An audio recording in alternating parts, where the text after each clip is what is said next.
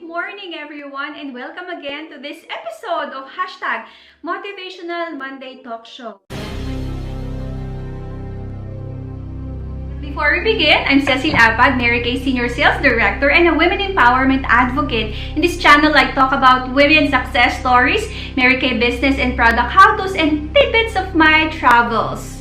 If you haven't subscribed yet, please subscribe to my channel and like this video for your weekly dose of beauty and inspiration. And our guest for today is one of the tenured Mary Kay Senior Sales Director who have been awarded lang naman as the Queen in Mary Kay Asia Pacific. And I would really like to ask you to give all ears to this guest for today dahil ang dami-dami nating matututunan sa kanya.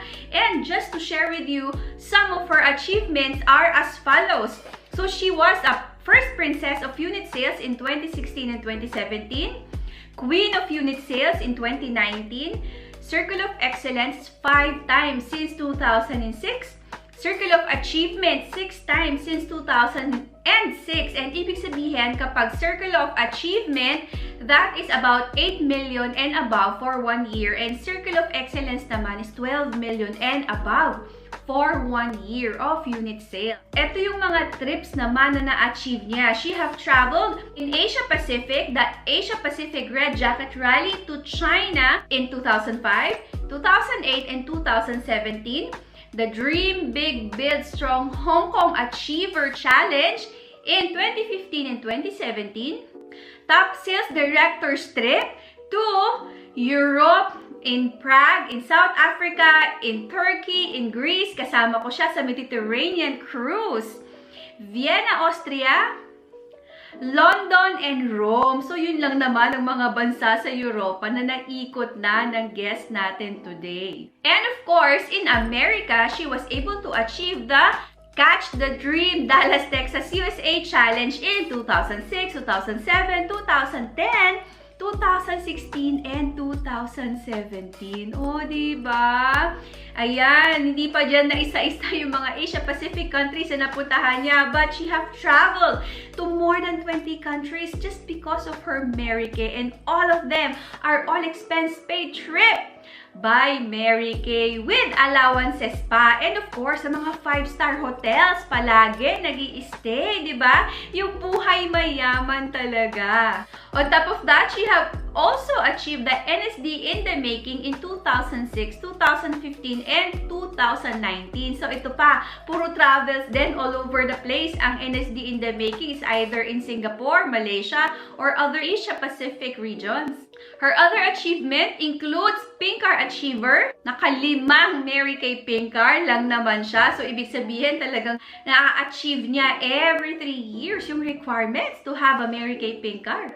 She was awarded as the Top Sales Director Achiever of the Year by the Direct Selling Associations of the Philippines, or DSAP, a member of the Guild of Education and Mentors in 2019, a quarterly Go Give awardee in 2015, 2016, and 2017, and an awardee of the Commitment to Excellence Award and Dedicated Service Award in 2020. And ang pinakabongga is that she was awarded as Top 1 Mary Kay Sales Director in whole Asia Pacific between Australia, New Zealand, Malaysia, Philippines, Singapore, and Taiwan. O, diba? Paano niya ginawa yun? So, those are the things that we would like to know. Paano ba mag-isip ang isang reyna ng mga reyna? So, without further ado, may I introduce to you our Executive Senior Sales Director, one of my favorite mentor, very humble, Miss Olivia Gonzalez! Okay, great morning everyone, and great morning Miss Olive. Thank you so much for joining me in today's Motivational Monday Talk Show. How are you doing po this beautiful day? Wow, so relaxing because I'm able to adapt and to embrace the new normal. So that's my feeling as of this moment. And I would like to take this opportunity to thank you for this interview and also your blazing butterfly. Thank you very much. Welcome po. Actually, the pleasure is mine kasi in this month alone, 2 beses ko na po kayong na-kidnap para po mag-share ng inyong wisdom, of Yeah. course, sa aking unit and future area, and of course, sa mga viewers po natin dito sa Blazing Butterflies channel, wherein ang goal ko po talaga is ma-share yung knowledge ng mga successful sales directors in Mary Kay para may inspirasyon na ma-share dun sa mga nag-a-aspire din na maging Yes. katulad ninyo in the future. Ayan. So, today po, Miss Olive, I would like to ask for you to share sana your humble beginning in Mary Kay. Paano po kayo nagsimula? Can you share your story? Sa totoo lang, walang madali. Walang madali. I'm celebrating my 16th year anniversary this February 28th. So, imagine 16 years, mix yan ng madali, mahirap. Okay, so I remember when I started my Mary Kay, a friend of mine, pinuntahan lang niya ako sa bahay kasi nagbumukmok, na bankrupt kasi negosyo ko. So I have no choice but to listen to her proposal. Ito na yung chance for you. Meron pang pag-asa. Because during that time, I was 48 years old, sis, and I don't think this business is for me. Yun yung naiisip ko. So, hesitant ako na tanggapin ng offer niya na mag-member ako dahil I don't put makeup, sis. I'm not into selling. I'm very shy. Very shy ako. Hindi ako social. Hindi ako mahilig sa mga social gatherings. Hindi ako pang ganitong negosyo. But then again, I need to really find out ways on how I can help my family. And so I decided to attend sa invitation niya. Inimbita lang niya ako umattend ng General Assembly kasi talagang ayokong magpirma. Sabi ko, sige, titingnan ko lang. But then again, noong nandun na ako sa meeting ng General Assembly, na-awardan ng kotse yung aking recruiter. So it was amazing for me because this is my first direct selling company. And wow, sa loob ko magtitinda ka ng lipstick, meron ka ng kotse, parang gano'n. But all of a sudden, biglang nag-feature doon ng Mary Kay sa board nila ng free computer. Yun ang istorya ko eh. So, sabi ko, wow, libre computer. Gusto ko to. Sabi ko gano'n. So, after awarding ng car, sabi ko, tulungan mo ko. Sabi niya, why? Do you want the car? Sabi niya sa akin. Sabi ko, no, only the computer. Sabi ko gano'n. Because at the back of my mind, I don't believe that there's car here. Natatrabahuin mo lang, may kotse. So, sabi ko, computer. Sabi ko, how to do it? Sabi ko gano'n sa kanya. So, imagine, lakas loob. I took courage to ask her, papaano ko gagawin yun? At sinabi niya, kailangan mong mag-director. So, that was amazing message niya sa akin, kailangan kong mag-director. So, paano ko gagawin yun, di ba? Paano ko mapupus ang sarili ko to really work in this kind of business wherein ibang-iba sa linya ko, ibang-iba. By profession, I am an accountant and I work as a accounting supervisor for 10 years and then I resigned. And then when I resigned, I put my own business but unfortunately na bankrupt to. So, I believe dito niya ako dinala ni Lord kasi I kept on praying. Nagdadasal talaga ako, Lord. Tayo kasi kung magdasal, sis, ang hinihingi natin yung alam nating maganda, di ba? Yung alam nating that we can do it. Pero ito, hello Lord, bakit of all the opportunity to binigay mo sa akin? So hesitant pa rin ako, tapos umattend ako, sis, ng Philippine Seminar. Imagine isang bankrupt, walang pera, daming utang, paano ko gagawin to? Aside from the fact na alam ko, yung integridad ko nabawasan na. But all of a sudden, pag-attend ko ng Philippine Seminar, alam mo, sabi nung narinig ko nag-talk yung Asia Pacific President, KK Chua, sabi niya, hindi importante sa Mary Kay kung ano ka. What is really important is who you are now. So, wow, sabi ko, para ako dito. So, I started working the businesses. Ginawa ko to. But, hindi ganun kadali. Napakahirap. Dahil I need to really go out of my comfort zone. Ano-anong mga ginawa ko?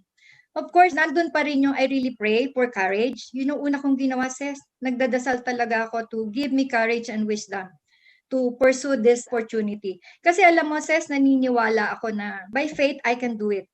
Naniniwala ako dyan. Kasi once we pray, eto based on my experience, once we pray, sinasagot niya yan. Pag sinagot niya yan, you need to obey. At paano niya sasagutin? You know, God is our source. I know. Pero meron siyang resources. Meron siyang mga resources. And one of the resources ni God is si Mary Kay. I believe on that because yung kultura ni Mary Kay is napakaganda. You know, God first, family second, career third. Gustong-gusto ko siya. But along the way, ang daming failures, ang daming mistakes. Ang dami-dami. And how I cope with this mistake is I strengthen my spirit always.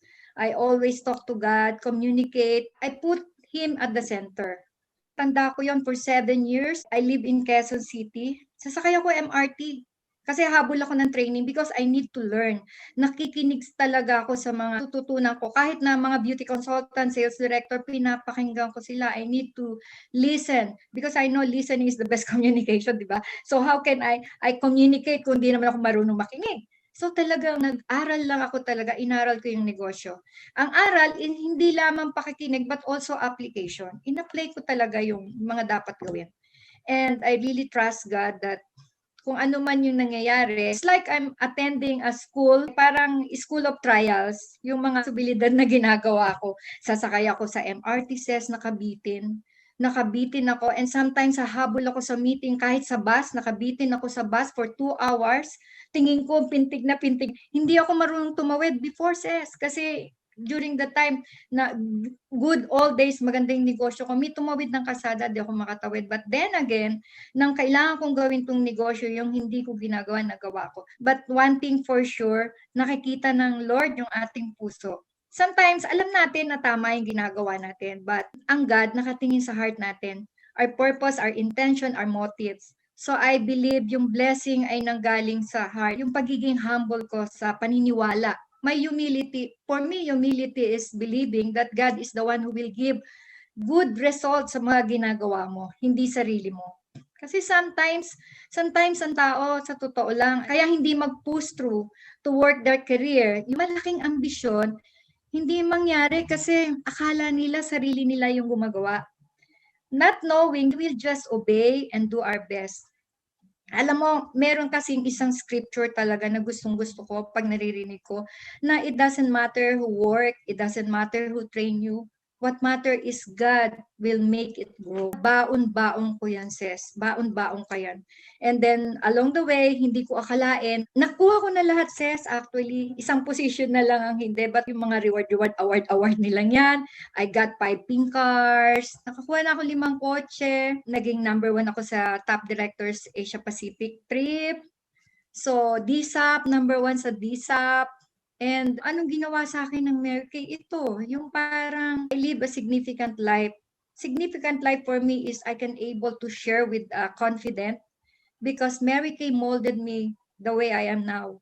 Nakakapag-share ako sa mga kababaihan. Nasasabi ko sa kanila na there is hope as long as you believe. Alam mo, just kung alam lang nila, sa totoo lang.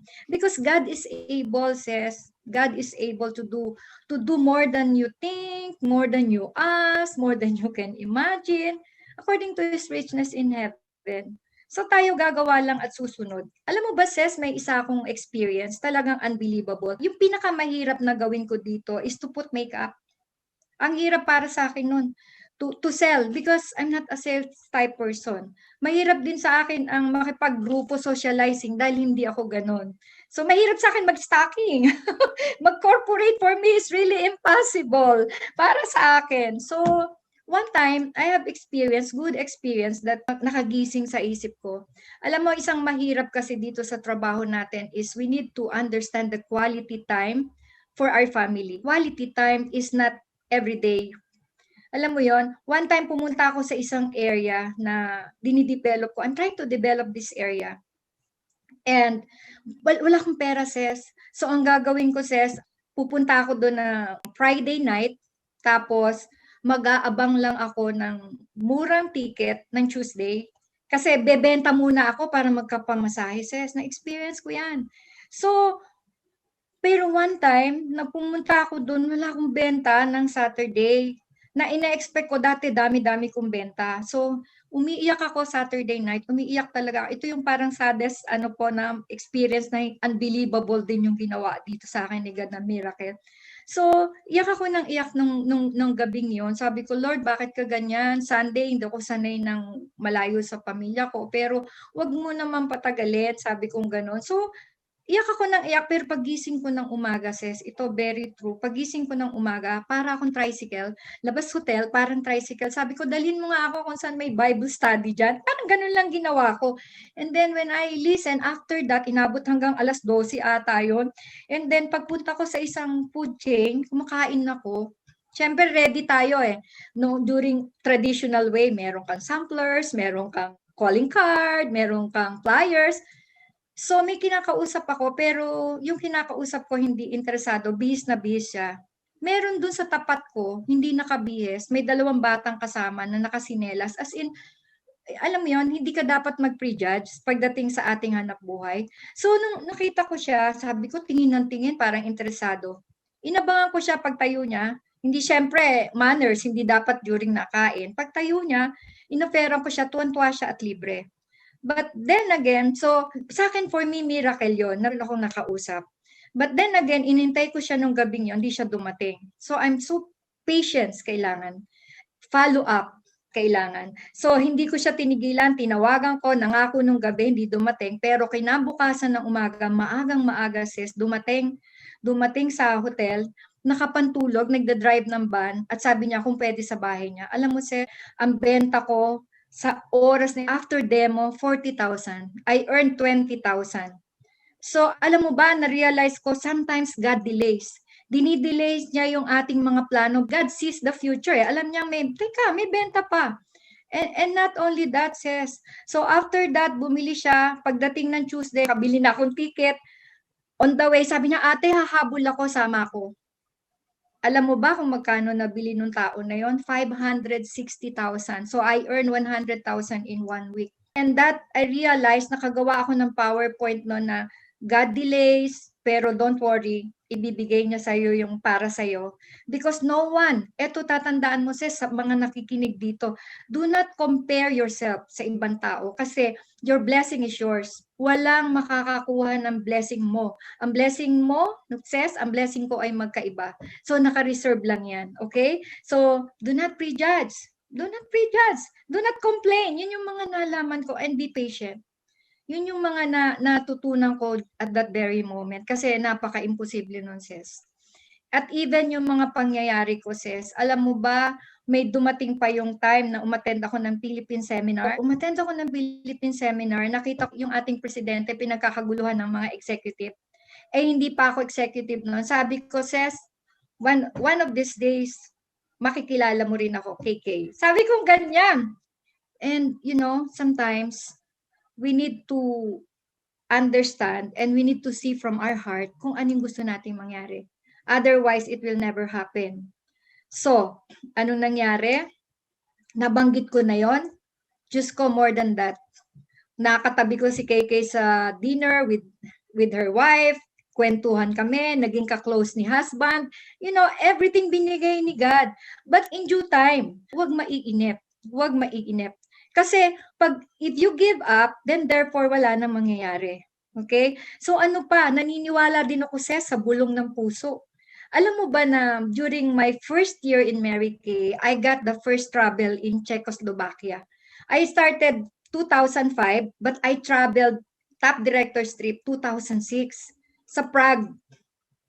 Sa Prague, during the gala night, sabi sa akin nung upline natin, si Miss Boyd, sabi niya, dapat ganyan ka sa Philippines. Sabi niya gano'n. But sabi ko, at the back of my mind says, hindi Philippines ang tinarget ko. Yabang ko, 1 year pa lang ako. Sabi ko, no. Balang araw, dito ako a-awardan. And it happened, sis. So, anong dating sa akin? So, alam ko rin yung gusto ko. Kasi you must know what you really want to happen kasi otherwise hindi mo rin mararating. So nangyari yun, sis. So grabe talaga kapag ka ginusto ng puso because God sees your heart. Sometimes ang akala natin tamang ating ginagawa, but you know, God sees our heart at doon siya nagja-judge kung anong ibibigay niya sa atin, 'di ba? So ang dami kong kwento, sis, na mga miracle na hindi ko talaga ma-share. Basta dapat be humble. Be humble. Dapat be patient. Do not give up. Do not underestimate your limitation. Do not focus on your limitation. Huwag mo i-focus yan. Kasi walang mangyayari sa'yo. Walang mangyayari talaga. And then, ngayon, eto, pandemic time. During this time, pandemic, my goodness. March, April, May, I stopped. I decided to stop. Because wala akong alam sa social media platform. Ang alam ko pala, Facebook. Facebook lang. And then, sabi ko, wow, paano na yung pambayad ko sa internet ko, sa kuryente ko, sa ganito? At saka what will happen to me? Magda-duster na lang ako sa bahay. Oh no, ayoko noon. Sabi kong gano'n. And what I did is, ito totoo, I pray. Yun ang una kong ginawa. At ang prayer ko, simple, Lord, give me courage and give me wisdom to start, to embrace this new normal. Give me courage. And then, nag-start yung Facebook Live ko, sis. And when I started this, ang daming mali, not perfect. Ang daming nakakaya to the extent binubura ko after, nahihiya ako sa sarili ko. But then I continue, I make it a habit and then natuto. Kasi practice. It will make it perfect. Huwag mong lilimitahan ng sarili mo na i-embrace kung ano yung bagong dapat gawin. Continue learning. And right now, I'm here. Naka-Zoom na ako. I learned because I started small. I started small. Yun ang aking pinaka magandang istorya. Hindi mo kailangang mag-isip ng malakihan agad. Small. At minsan, ito naman yung alam ko, I experience also na minsan yung pagtatanim kasi, when you develop people, it's not easy. Because this business is people business and building relationships. So therefore, wala kang hold. So napakahirap gawin dahil hindi mo hawak ang isip nila. Ang point ko lang is, continue lang. Continue lang. Bahala na si God. Pero, dapat meron ka ring timeline. May deadline ka. May deadline at timeline ka sa mga pinaplano mo. So, ako, ang gabay ko lang, sa totoo lang, yung magazine ng Mary Kay, yung Applause Magazine. Ever since, alam mo, tingnan mo yung aking opisina, may file ako from 2005. Kasi kailangan natin ng guide. Ano ba yung i-google ko for the month? Kasi kung ang isipin mo lang pangarap mo, hindi mangyayari yun eh. Kailangan kasi, ang nagdi-determine ng success natin yung araw-araw nating ginagawa, our daily routine. Kung hindi mo gagawin yon on a consistent basis, wala din. So, kailangan nakafocus ka sa gusto mong mangyari, tapos meron kang guide, talagang sinusundan mo siya. So what more? Ang dami kong gustong i-share, sis. Actually, ano pa bang gusto kong i-share, sis? Baka may question ka, magtanong ka na lang. Ayan, actually, I wanted to ask ano yung mga difficult challenges na kinaharap ninyo sa Mary Kay, pero nasabi na po ninyo. And okay. Sobrang hanga po ako kasi gusto ko din po talaga na ma-share ano ba yung mga pinagdadaanan because in reality naman, hindi naman talaga bed of roses ang success. There's no overnight success, diba? And I'm so glad na i-share na din po ninyo yung mga everyday challenges na kinakaharap natin while we are on our way to our dreams. And of course, yung mga big achievements na na-achieve ninyo. So nagsimula lang po sa computer, pero ngayon limang pink card na po ba? Yeah. Computer. Actually, nauna pa yung pink card eh. I work for the computer. So, after 8 months, I got the pink card. Ang computer, 12 months bago ko nakuha. And then, I traveled a lot, sis. Marami na akong nabiyahe na ngayon nga, pag napapanood ko, galing ako doon galing ko South Africa. Naku, namimiss ko yung travel. Ang sarap magbiyahe ng libre. Wala kang dala calculator, di ba? Para mag-compute. Libre lahat eh. So, pag nakikita ko ang Austria sa TV, ang London, ang Rome, ang Paris, wow, galing na ako dyan. Para akong naging mayaman, di ba? Parang yun ang feeling ko. Pero alam mo ba, sis, meron akong di nabanggit. Alam mo ba, unang-una ko, I got, my first check is 10,000 pesos. When I focus on developing my team, kasi di ba, negosyo naman, dalawa eh. You do selling and you do team building. So, binalansi ko siya. Talagang inupuan ko siya. Ang unang-una ko kasing ginawa, sis, ay nilatag ko ano ang kaibahan ng isang beauty consultant sa isang director. Totoo yan, inaral ko. So wow, malaki ang difference niya. So from the training to income, so my first check is 10,000. Umiyak ako, sis. Iyak ako ng iyak. Matatawa ka, bakit ako umiiyak? Kasi pag kinukumpute ko yung 10,000, 2005, I can pay my telephone bills, water bill, electric bill. Wow, nakabayad ako doon, napakalaking bagay. Lalo na ngayon naman pandemic, sa totoo lang. Itong pandemic talagang nag-stop yung income. But then again, when I started embracing the new normal and then try to learn how to do it, the video, posting, mga ganyan. So, ang earning ko is enough na makakabayad din sa aking mga pangangailangan na maliliit lang, petty expenses. Pero okay yun kaysa wala. Pero hindi yun ang beauty. Ang beauty dyan, sis, ay nakakapagpa-beauty ka pa rin, di ba? Di ba? Can you imagine nasa bahay ka but you still working with this corporate thing, di ba? Pero nasa bahay ka lang. So talagang masyado ang ko sa Mary Kay. Masyado yung ginawa nila sa akin, and the best thing is na-develop yung self-confidence ko. And also, mas lalo akong napalapit kay Lord sa mga ginagawa ko araw-araw. Kasi araw-araw madami kang kausap and you will realize na ang problema mo maliit lang pala. Maliit lang pala. Every time you talk to these people na yung bang nag-uusapan ng mga problema, maliit lang pala problema ko, utang lang pala, di ba? So, kung loloobin ng Panginoon, kumikita, unti-unti mababayaran. So, yun yung mga bagay-bagay na parang napakaganda ng nangyari sa akin sa Mary Kay. And also, yung respeto, sis. Alam mo ba, every time makikita, yung aking youngest kasi sobrang talino. Kala niya ang Mary Kay isang big parlor. Yun ang dating sa kanya. Yung mga inaalok ko, mga kaibigan ko dati, akala nila is just an ordinary direct selling company. Pero, hello, hindi siya. So, nung maging executive ako, parang na-add ng respect sa family. So, yung position na executive, parang tuwan-tuwa sila doon. And nagpaka-executive talaga ako. Yun yung aking dating, parang ganun. And every now and then, alam mo ba, Ses, ang isa pa, naging mentor-trainer din ako. I learned to do PowerPoint based on my experience. Hindi ko yun magagawa kung hindi ako nag-Mary Kay. I will just stay as an ordinary housewife kung hindi ako nag-obey and nag-join sa Mary Kay. Yun talaga ang napakalaking impact sa buhay ko. At ipapamana ko sa mga anak ko lahat, pati kultura ng Mary Kay. Yes. Talagang super ganda. Ayan. It's all about love. It's all about love. Yes. Miss Olive, ano naman Yes. kung ma-advise niyo sa mga beauty consultant natin ngayon na they're also facing challenges pero hindi nila alam kung anong gagawin nila to move forward to their goals and their dreams? Yeah. Oo. Actually kasi ako, ang sinasabi ko lang sa mga group ko, 5 step to start small. Kasi naniniwala ako, Ses, na kaya ka kikilos because kahanap ka ng solusyon sa problema. Tama ba? Because I believe everyone has problem. Walang taong walang problema. So minsan gumigising tayo because we're going to solve this problem. Yun yung kailangan. So when talking of this career, yung Mary Kay, paano mo uumpisan, especially walang-wala ka? Especially wala kang masyadong alam, tapos ang alam mo, paano kung mangangapital, something like that.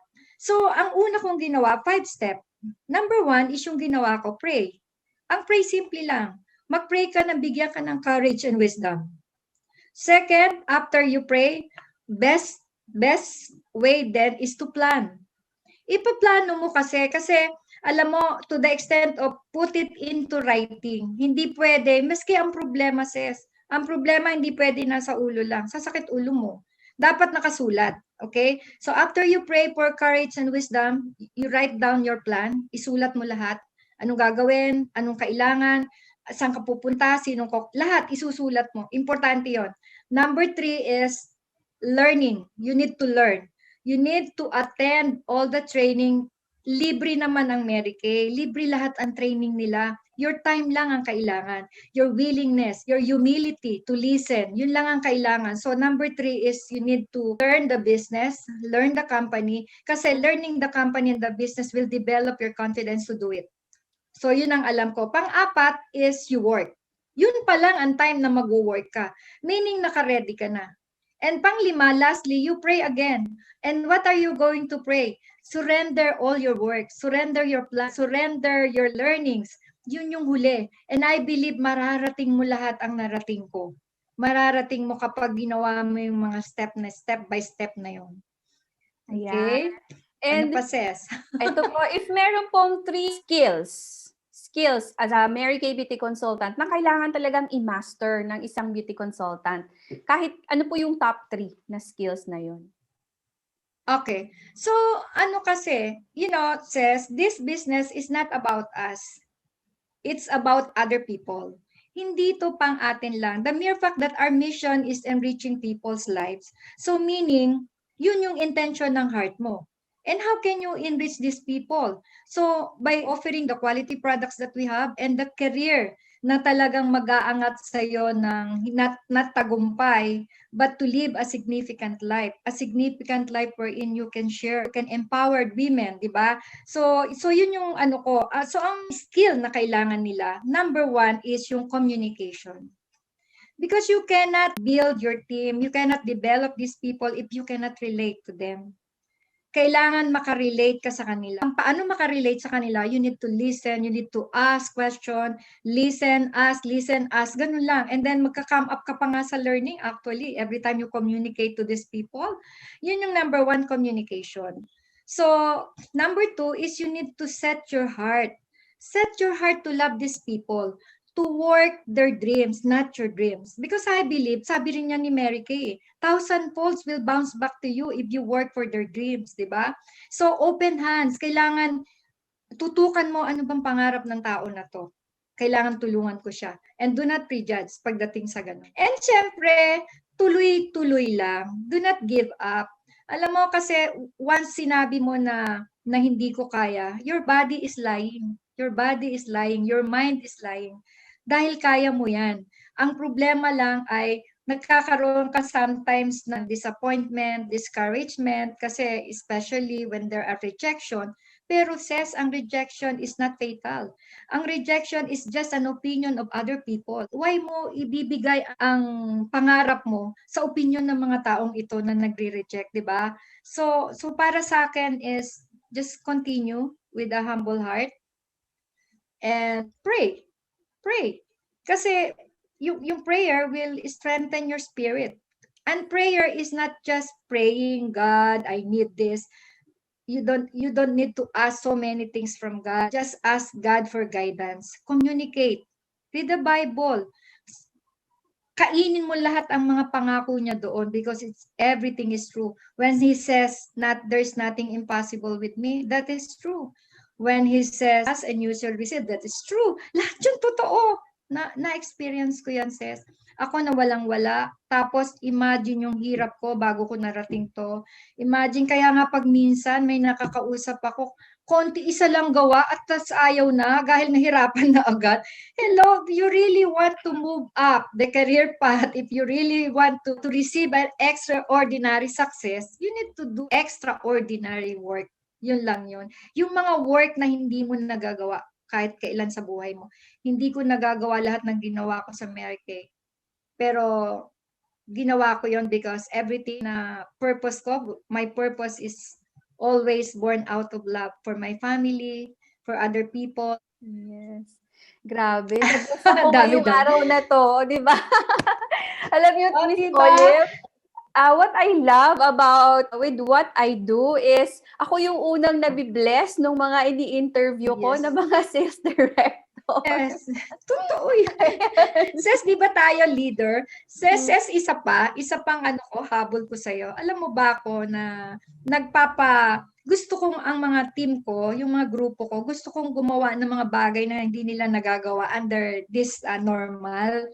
So, dapat gawin natin as leader. We need to show example. Kung ano yung pinapagawa mo sa grupo mo, you need to do it also. Ikaw ang mauna. Kasi pag pinakita mo na kaya mo, lahat ng nanghihinaan ng loob, makikita nila kaya nila. 'Di ba? Kailangan you give a good example. Ika nga, follow the leader. 'Di ba? And my leader is God. I follow God. Ako naman leader nila. Diba, Ses? So much ang dami-dami, Ses, mga miracle. Oo nga, ang dami kong Yes, sis. natutunan for today. My Mm. heart is so full. And in closing, Miss Olive, do you have a message for your offspring sales directors and your unit members? Just do your best. Because if you do your best, it is really true, God will multiply it. And just to leave this Bible verse, this scriptures that says, you only need to trust God with all your heart. Never rely on what you think you know. Remember the Lord in everything you do, and He will guide you. All throughout, just wait. It will happen. Ayan, ang ganda. Thank you so much, Miss Olive, for this beautiful sharing. 'Di ba? Hindi na ako kailangan magtanong kasi kumpleto na lahat ng mga sinasabi Hindi ko ninyo. na nga alam pinagsasabi ko. But Pero it's so sis, beautiful, it's di ba? always from the heart. Yes. Natutuwa din ako kasi nakikita ko yung mga interview. Sabi ko, wow, galing naman ni Ses. You know, yung ginagawa mo is also part of sharing. And we share not for ourselves eh. 'Di ba? We share not for them but for God. 'Di ba? Binabalik lang natin yung ating biyaya na natatanggap. 'Di ba? Ang biyaya naman, Ses, is not just about money. Ang biyaya is you have the peace of mind, you have a loving heart, you battle all the negativity, alam mo, hinaharap mo ang problema, hindi mo tinatambayan. Yun ang importante, nalimutan ko sabihin niya. Along the way, wag mong tambayan ang problema mo. Lampasan mo, di ba? Yun ang gagawin kong Lampasan mo to. title. Pag tinambayan mo kasi yan, Ses, naku, baktay ka. Yan. At saka, just stay who you are. Kung ano ka, hindi naman kailangan na magpaka-formal, hindi kailangan kung ano siya, yun ka. Yung tunay mong sarili. Yung tunay mong sarili. Yun yung magandang pwede mong i-ano. And my group is Women of Success, and I believe the title, yung aming pangalan is We Will Be All Women of Success. Not only in terms of money, but also in everything. Thank you And so Ses, gusto ko rin ipaalam sa kanila, Ses, isa pa, ang dami kong gustong sabihin sa kanila. Minsan, pagka hindi maganda, Ses, maganda ang pangyayari. Ano ba yung hindi maganda? Yung wala sa plano mo, you're not expecting this to happen. Isipin mo lang, in everything, eto ha, kasi na-experience ko to eh. In everything, God works for the good of those people who love Him according to His purpose.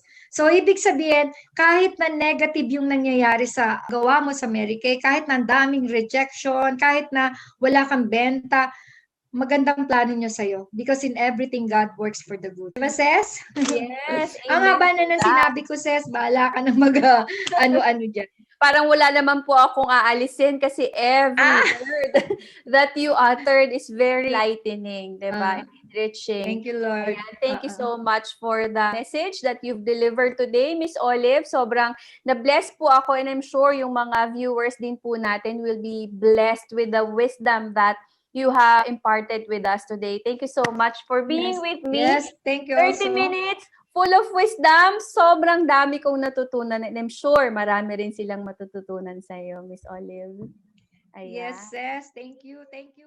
If nanamnamin mo yung sinabi ni Miss Olive, it's more on the heart. It's more on the spirit. It's more really on the godly side of her that allowed her to achieve all the blessings that she have achieved. And yun nga eh, di ba? Sabi nga, ang Mary Kay culture is all about God first, family second, and career third. So when you put this proper order in your life, both in Mary Kay and in your personal life, everything will fall into perfect place. So I hope you learned something from today's interview that pwede mong ibaon sa iyong Mary Kay journey. If you want to see other inspirational videos of other Mary Kay sales directors na pwedeng makarelate ka sa kwento nila, why don't you visit my Success Stories playlist and my Skincare 101 and Mary Kay Product Hacks playlist for more information about the Mary Kay products. And don't forget to subscribe to my channel for your weekly dose of beauty and inspiration. See you again in the next video. Bye!